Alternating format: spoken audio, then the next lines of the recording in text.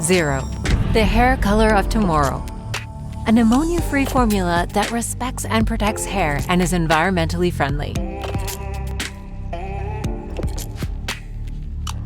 We carry out an evaluation of the hair color to determine if lightening is necessary before toner application.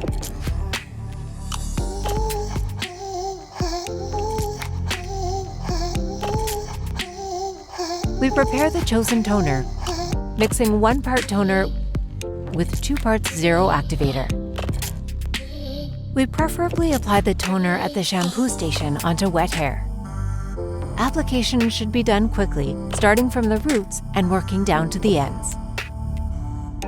Exposure time will vary depending on the results of any prior lightening and the hair's porosity, but will always be between 5 and 15 minutes. We rinse the color off with lukewarm water until it's all gone.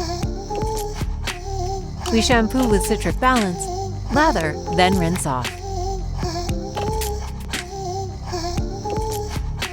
0. Maximum chromatic purity. Multiplies hair strength times 2. 73% reduction in breakages. 0. The hair color of tomorrow.